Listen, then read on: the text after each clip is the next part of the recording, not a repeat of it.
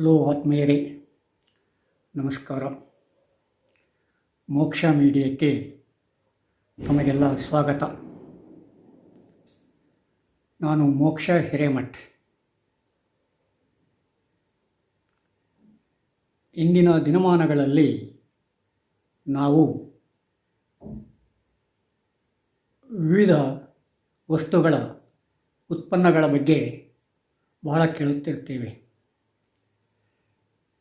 ನಮೂನೆಯ ವಸ್ತುಗಳನ್ನು ಮಾರುಕಟ್ಟೆಯಲ್ಲಿ ನೋಡಿರುತ್ತೇವೆ.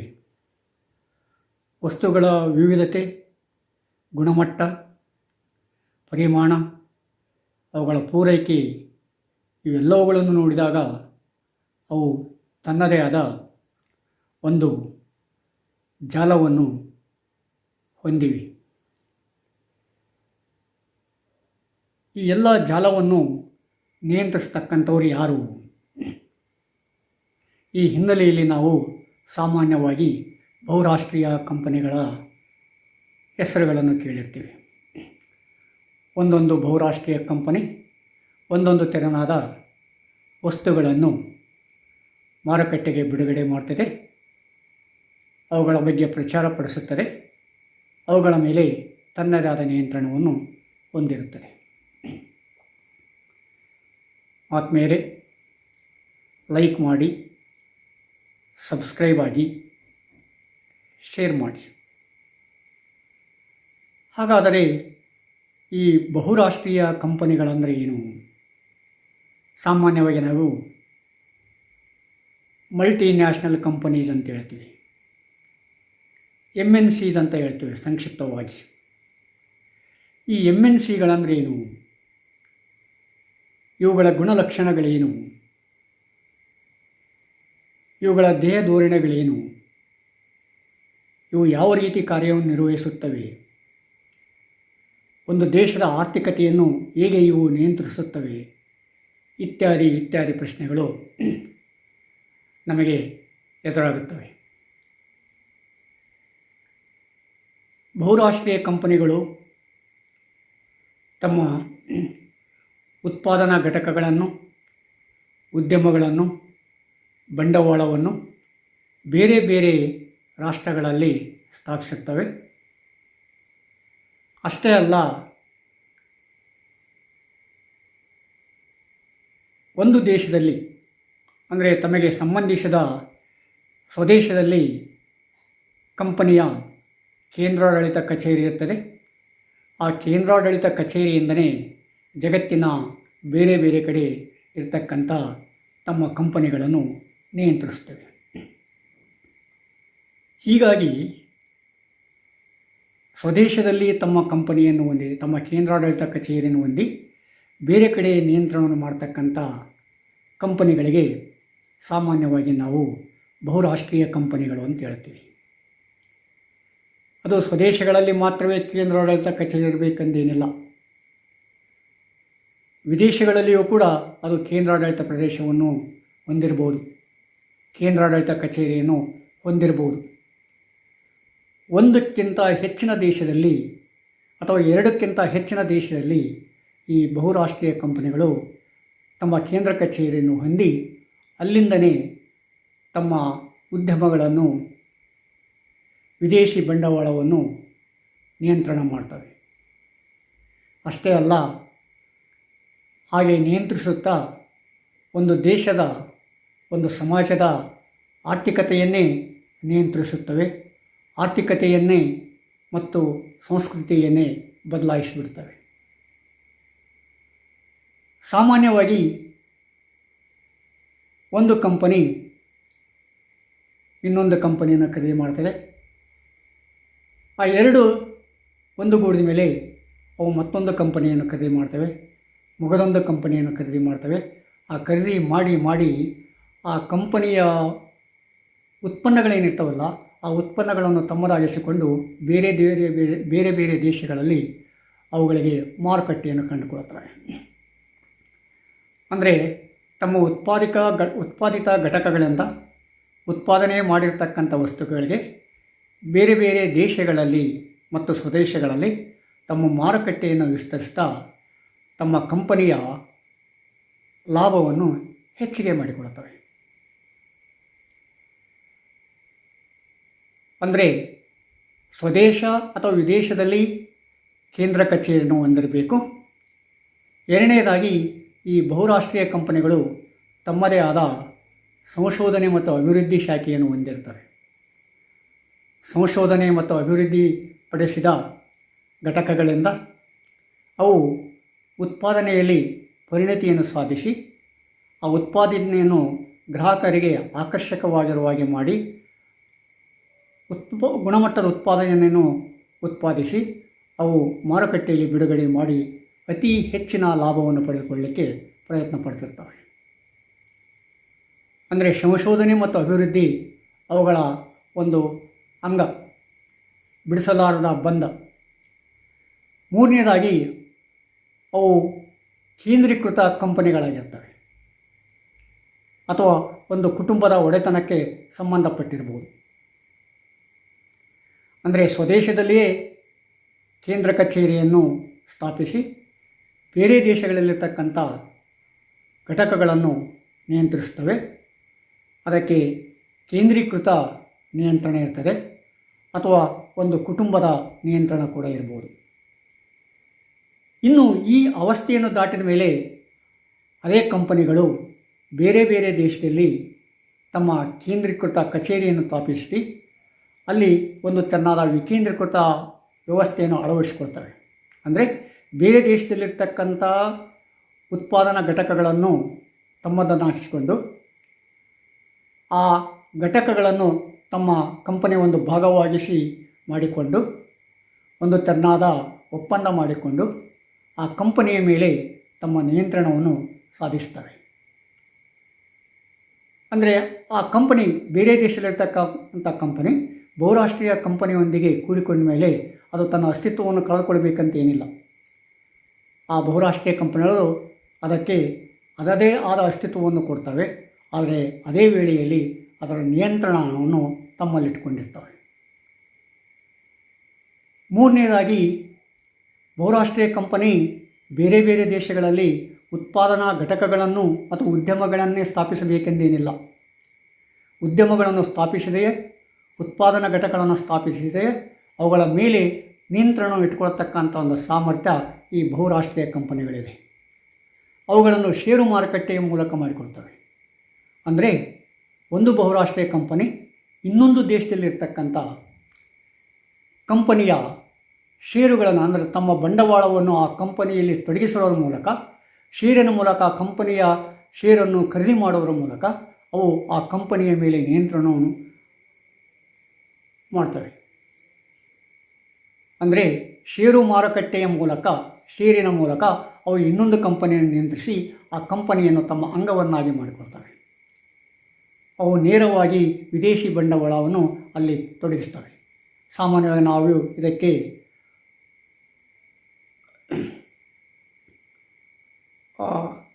FDI ಫಾರಿನ್ ಡೈರೆಕ್ಟ್ ಇನ್ವೆಸ್ಟ್ಮೆಂಟ್ ಅಂತ ಕರಿತೀವಿ. ವಿದೇಶಿ ಬಂಡವಾಳ ಹೂಡಿಕೆ, ನೇರವಾದ ಬಂಡವಾಳ ಹೂಡಿಕೆ ಅಂತ ಕರಿತೀವಿ. ಈ ವಿದೇಶಿ ನೇರ ಬಂಡವಾಳವನ್ನು ಈ ರೀತಿ ವಿನಿಯೋಗಿಸುವ ಮೂಲಕ ಅವು ಬೇರೆ ದೇಶದ ಮುಂದುವರಿದ ಕಂಪನಿಗಳನ್ನು ತಮ್ಮದಾಗಿಸಿಕೊಳ್ಳುತ್ತವೆ. ಆಮೇಲೆ ನಾಲ್ಕನೇದಾಗಿ ಈ ಮೇಲಿನ 3 ಪದ್ಧತಿಗಳನ್ನು ಕೂಡ ಅವು ಅನುಸರಿಸ್ಬೋದು ಅಥವಾ ಯಾವುದಾದ್ರೊಂದನ್ನು ಅನುಸರಿಸ್ಬೋದು. ಈ 3 ಪದ್ಧತಿಯನ್ನು ಅನುಸರಿಸಿಕೊಂಡು ಏನು ಮಾಡ್ತವೆ, ಅವು 2ಕ್ಕಿಂತ ಅಥವಾ 3ಕ್ಕಿಂತ ಹೆಚ್ಚಿನ ದೇಶಗಳಲ್ಲಿ ತಮ್ಮ ಕೇಂದ್ರ ಕಚೇರಿಯನ್ನು ಸ್ಥಾಪಿಸಿ ಅದರ ಮೂಲಕ ಏನು ಮಾಡ್ತವೆ, ಅವು ಬೇರೆ ಬೇರೆ ಕಂಪನಿಗಳ ಮೇಲೆ ನಿಯಂತ್ರಣವನ್ನು ಪಡ್ಕೊಳ್ತವೆ. ಅದಕ್ಕೆ ಸಾಮಾನ್ಯವಾಗಿ ನಾವು ಟ್ರಾನ್ಸ್ ನ್ಯಾಷನಲ್ ಅಂತ ಕರಿತೇವೆ.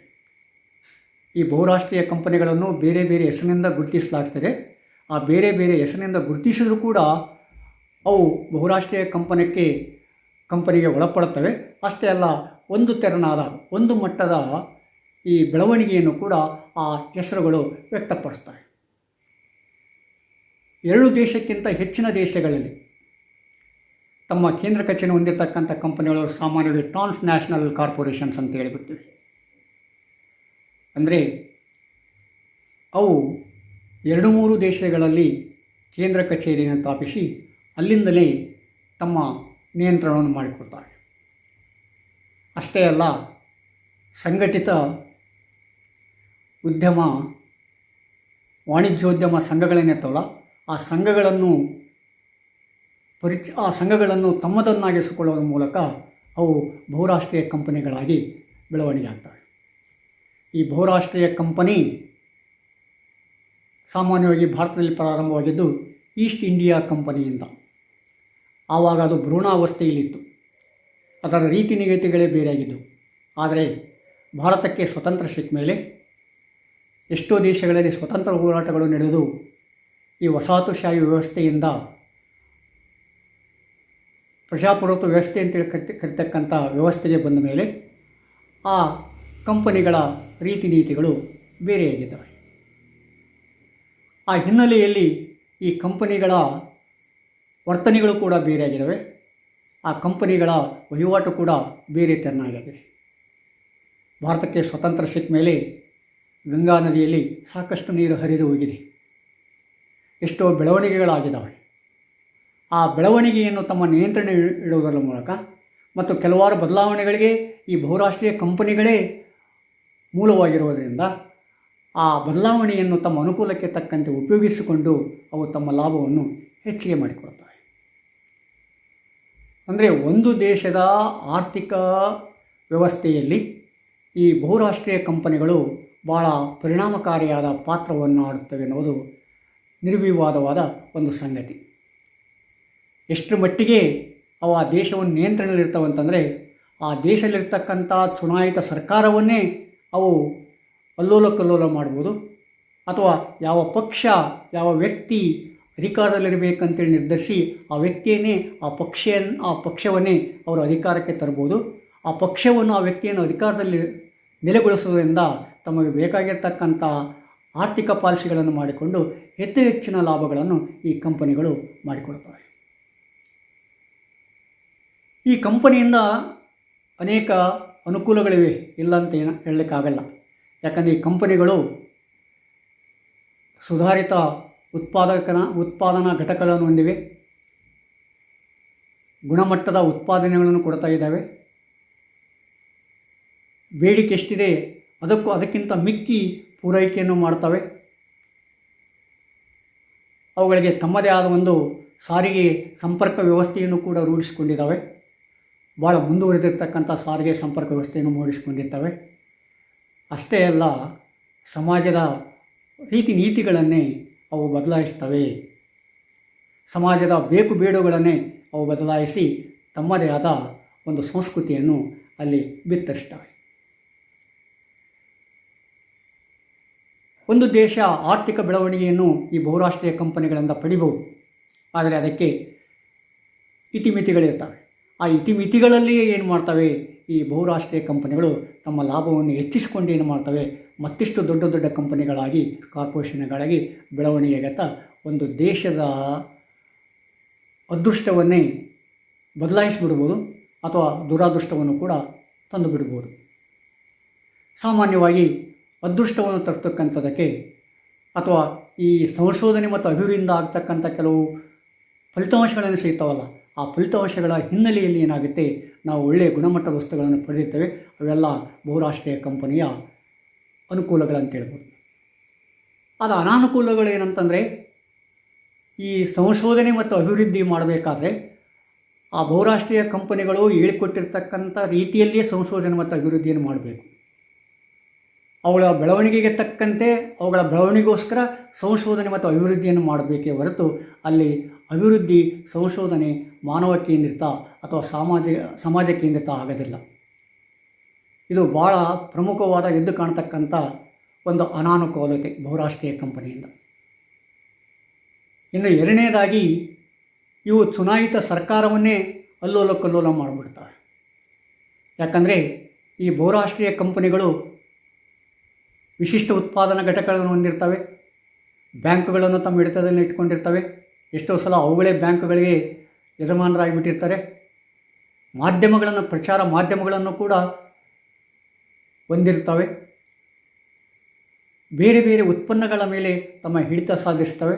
ಹೀಗಾಗಿ ಸಮಾಜವನ್ನು ಪರಿಣಮಿಸ್ತಕ್ಕಂಥ ಅಥವಾ ಸಮಾಜದ ಮೇಲೆ ಪರಿಣಾಮ ಬೀರ್ತಕ್ಕಂಥ ಎಲ್ಲ ತೆರನಾದ ಅಂಗಗಳ ಮೇಲೆ ಈ ಬಹುರಾಷ್ಟ್ರೀಯ ಕಂಪನಿಗಳ ಹಿಡಿತ ಇರುವುದರಿಂದ ಏನಾಗುತ್ತೆ, ಅವರಿಗೆ ಜನರ ನಾಡಿ, ಆ ದೇಶದ ಜನರ ನಾಡಿ ಚೆನ್ನಾಗಿ ಗೊತ್ತಿರ್ತದೆ. ಪ್ರಜಾಪ್ರಭುತ್ವದಲ್ಲಿ ಚುನಾಯಿತ ಸರ್ಕಾರವನ್ನು ಸ್ಥಾಪಿಸಿ ತಮ್ಮದೇ ಆದ ಪಾಲಿಸಿಗಳಿಗೆ ಅವನ್ನು ಒಲಿಸಿಕೊಳ್ತಾರೆ. ರಾಜಶಾಹಿಯಲ್ಲಿ ಯಾವ ರಾಜ ಅಥವಾ ಯಾವ ರಾಜಕುಮಾರನಿಗೆ ಬೆಂಬಲಿಸಿದರೆ ಏನು ಲಾಭ ಸಿಗುವುದು ಅನ್ನೋ ಆಧಾರದ ಮೇಲೆ ಅಲ್ಲಿ ರಾಜಶಾಹಿಯನ್ನು ಬೆಂಬಲಿಸ್ತಾರೆ. ಯಾವ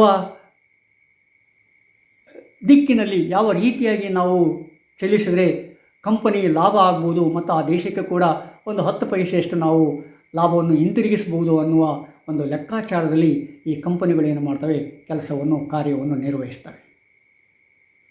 ಅಂದರೆ ನಾವು ಒಂದು ಕಡೆಗೆ ಮತ ಹಾಕಿ ಚುನಾಯಿಸಿಬಿಟ್ಟಿದ್ದೀವಿ, ನಮ್ಮದೇ ಸರ್ಕಾರ ಅಂತ ತಿಳ್ಕೊಂಡಿರ್ತೇವೆ. ಆದರೆ ಮತ ಹಾಕುವಾಗ ಮಾತ್ರ ನಾವು ಪ್ರಭುಗಳು, ಮತ ಹಾಕಿದ ಮೇಲೆ ನಾವು ಆರಿಸಿ ಕಳಿಸಿರ್ತಕ್ಕಂಥ ಚುನಾಯಿತ ಪ್ರತಿನಿಧಿಗಳು ಯಾರ ಸೇವಕರಾಗಿಬಿಡ್ತಾರೆ. ಅಂದರೆ ಈ ಬಹುರಾಷ್ಟ್ರೀಯ ಕಂಪನಿಗಳು ಈ ಚುನಾಯಿತ ಪ್ರತಿನಿಧಿಗಳನ್ನು, ಚುನಾಯಿತ ಪಕ್ಷಗಳನ್ನು ಅವು ರಿಮೋಟ್ ಕಂಟ್ರೋಲ್ ರೀತಿಯಲ್ಲಿ ನಿಯಂತ್ರಣ ಮಾಡ್ತವೆ.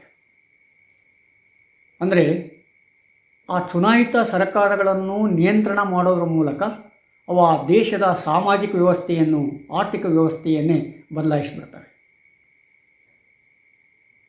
ಆಮೇಲೆ ಆ ದೇಶದ ಸ್ಥಳೀಯ ದೇಶದ ಸ್ಥಳೀಯತೆಯನ್ನು ಕೂಡ ಹಾಳು ಮಾಡಿಬಿಡ್ತವೆ.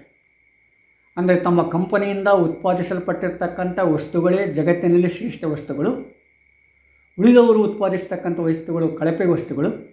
ಆ ಕಳಪೆ ವಸ್ತುಗಳನ್ನು ಯೂಸ್ ಮಾಡ್ತಕ್ಕಂಥ ವ್ಯಕ್ತಿಗಳು ಕಳಪೆ ವ್ಯಕ್ತಿಗಳು, ಅವರಿಗೆ ನಾಗರಿಕತೆ ಇರೋಂಗಿಲ್ಲ, ಅನಾಗರಿಕತೆ, ಅವುಗಳು ಅನಾರೋಗ್ಯಕರವಾಗಿರ್ತವೆ, ಇತ್ಯಾದಿಗಳನ್ನು ಗ್ರಾಹಕರ ಮನಸ್ಸಿನಲ್ಲಿ ತುಂಬುವುದರ ಮೂಲಕ ಏನು ಮಾಡ್ತಾರೆ, ಆ ಗ್ರಾಹಕರ ಮನಸ್ಸನ್ನು ತಮ್ಮ ಹಿಡಿತದಲ್ಲಿಟ್ಟುಕೊಂಡು ಆ ಗ್ರಾಹಕರನ್ನು ಒಂದು ಥರ ಮಾನಸಿಕ ಗುಲಾಮಗಿರಿಗೆ ಒಳಪಡಿಸ್ತಾರೆ. ಇದು ಭಾಳ ಡೇಂಜರಸ್. ಯಾಕಂದರೆ ನಾವು ಸಾಮಾನ್ಯವಾಗಿ ಹೇಳ್ತಾ ಇರ್ತೇವೆ, ಈ ಗುಲಾಮಗಿರಿಗಿಂತ ಗುಲಾಮಗಿರಿಯ ಭಾವನೆ ಏನಿದೆಯಲ್ಲ ಅದು ಭಾಳ ಅಪಾಯಕಾರಿ ಅಂತೇಳಿ. ಅಂದರೆ ಒಂದು ವಸ್ತು ಶ್ರೇಷ್ಠ, ಆ ಕಂಪನಿ ಶ್ರೇಷ್ಠ ಅನ್ನುವತಕ್ಕಂಥ ಒಂದು ಮಾನಸಿಕ ಗುಲಾಮಗಿರಿಯನ್ನು ಗ್ರಾಹಕರಲ್ಲಿ ಬೆಳೆಸೋದ್ರ ಮೂಲಕ ಅವು ತಮ್ಮ ಲಾಭವನ್ನು ಮುಂದುವರಿಸಿಕೊಂಡು ಹೋಗ್ತವೆ. ಅಷ್ಟೇ ಅಲ್ಲ, ತಮ್ಮ ಆಸ್ತಿಯನ್ನು ತಮ್ಮ ಹಿಡಿತದಲ್ಲಿಟ್ಟುಕೊಂಡು ಹೋಗ್ತವೆ. ಇದು ಭಾಳ ಡೇಂಜರಸ್. ಅಷ್ಟೇ ಅಲ್ಲ, ಗ್ರಾಹಕರ ಮನಸ್ಥಿತಿ ಅಷ್ಟೇ ಅಲ್ಲ, ಗ್ರಾಹಕರ ವರ್ತನೆಯನ್ನು ಚೆನ್ನಾಗಿ ಅಭ್ಯಾಸ ಮಾಡಿ ಅವ್ರು ಇಷ್ಟವಾಗಿರ್ತಕ್ಕಂಥ ವಸ್ತುಗಳನ್ನೇ ಕೊಡಿಸಿ ಏನು ಮಾಡ್ತಾರೆ, ಹೆಚ್ಚಿನ ಲಾಭ ಮಾಡಿಕೊಳ್ತಾರೆ. ಆಯುರ್ವೇದ ಪ್ರಚಾರದಲ್ಲಿ ಆಯುರ್ವೇದದ ವಸ್ತುಗಳನ್ನು ಪ್ರಚಾರಪಡಿಸಿ, ಒಳಗೆ ಯಾವುದೇ ರಸಾಯನ ಹಾಕಲಿ, ಆಯುರ್ವೇದ ವಸ್ತುಗಳನ್ನು ಪ್ರಚಾರಪಡಿಸಿ ಅವರು ತಮ್ಮ ಕಂಪನಿಯ ಆಯುರ್ವೇದ ಉತ್ಪಾದನೆಗಳಂತ ಹೇಳಿಬಿಡ್ತವೆ. ಆಮೇಲೆ ಶಿಕ್ಷಣದಲ್ಲಿ ಕೂಡ ಅವು ವಿದ್ಯಾಭ್ಯಾಸ ಮತ್ತು ಆರೋಗ್ಯ ಕ್ಷೇತ್ರಗಳನ್ನು ಕೂಡ ಅವು ತಮ್ಮದನ್ನಾಗಿಸಿ ಮಾಡಿಕೊಂಡ್ಬಿಟ್ಟಿದ್ದಾವೆ. ಅಂದರೆ ಶಿಕ್ಷಣ, ಆರೋಗ್ಯಗಳನ್ನು ಒಂದು ಬಂಡವಾಳವಾಗಿ ಮಾಡಿಕೊಂಡು ಆ ಬಂಡವಾಳ ಹೂಡಿಕೆಯಿಂದ ಅತಿ ಹೆಚ್ಚಿನ ಲಾಭವನ್ನು ಪಡೆದುಕೊಂಡು ಮತ್ತೆ ಅದನ್ನು ಬಂಡವಾಳದಲ್ಲಿ ತೊಡಗಿಸಿ ಅತಿ ಹೆಚ್ಚಿನ ಬಂಡವಾಳವನ್ನು ಕ್ರೋಢೀಕರಿಸಿ ಮತ್ತು ಅತಿ ಹೆಚ್ಚಿನ ಲಾಭವನ್ನು ಮಾಡಿಕೊಳ್ತಕ್ಕಂಥದ್ದು ಈ ಬಹುರಾಷ್ಟ್ರೀಯ ಕಂಪನಿಗಳ ಒಂದು ಮುಖ್ಯವಾದ ಲಕ್ಷಣ. ಈ ಬಹುರಾಷ್ಟ್ರೀಯ ಕಂಪನಿಗಳು ಕೆಲವೇ ವ್ಯಕ್ತಿಗಳ ಒಡೆತನದಲ್ಲಿರೋದರಿಂದ ಏನಾಗುತ್ತೆ, ಒಂದಿಲ್ಲ ಒಂದು ರೀತಿಯಾಗಿ ಆ ದೇಶಗಳು ಆ ವ್ಯಕ್ತಿಗಳಿಗೆ ಮಾನಸಿಕವಾಗಿ ಅಡಿಯಾಳಾಗಿಬಿಟ್ಟಿರ್ತಾರೆ. ಅಂದರೆ ಇವೆಲ್ಲ ಏನಾಗ್ತವೆ, ಅನಾನುಕೂಲತೆಗಳಾಗ್ತವೆ. ಇವುಗಳಿಂದ ಮನುಷ್ಯ ಬರಬೇಕಾದ್ರೆ ಮನುಷ್ಯ ಬೇರೆ ಬೇರೆ ರೀತಿಯ ಪ್ರಯತ್ನಗಳನ್ನು ಮಾಡಬೇಕಾಗುತ್ತೆ. ಈ ಬಹುರಾಷ್ಟ್ರೀಯ ಕಂಪನಿಗಳು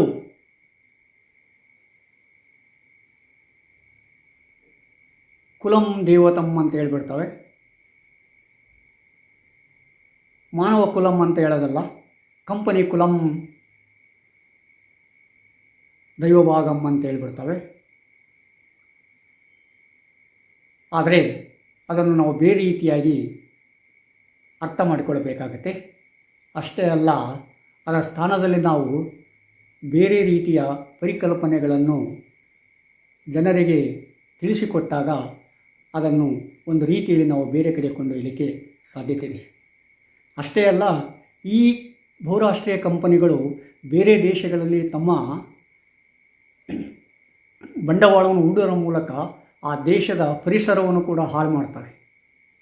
ಪರಿಸರವನ್ನು ನಿರ್ಲಕ್ಷಿಸಿ ನಮಗೆ ಲಾಭ ತರ್ತಕ್ಕಂಥ ವಸ್ತುಗಳನ್ನು ಉತ್ಪಾದನೆ ಮಾಡಲಿಕ್ಕೆ ಅವು ಸಿದ್ಧರಾಗ್ತವೆ, ತಯಾರಿಸ್ತವೆ.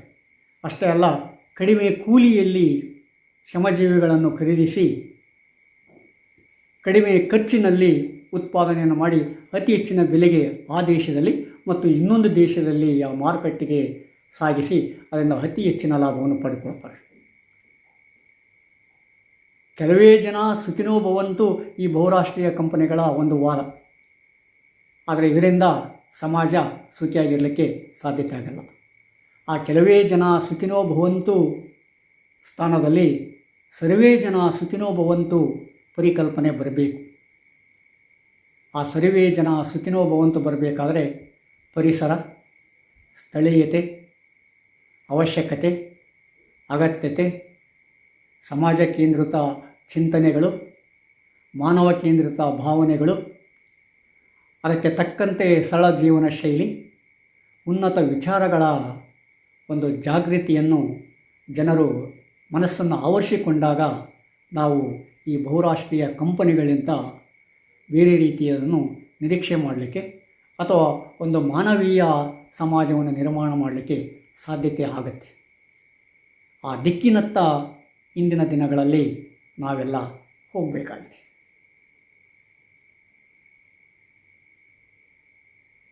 ಆತ್ಮೀಯರೇ, ಸಬ್ಸ್ಕ್ರೈಬ್ ಆಗಿ, ಶೇರ್ ಮಾಡಿ, ಲೈಕ್ ಮಾಡಿ. ಮತ್ತೆ ಮುಂದಿನ ಕಥಾನಕದಲ್ಲಿ ಭೇಟಿಯಾಗೋಣ. ಅಲ್ಲಿಯವರೆಗೆ ನಮಸ್ಕಾರ.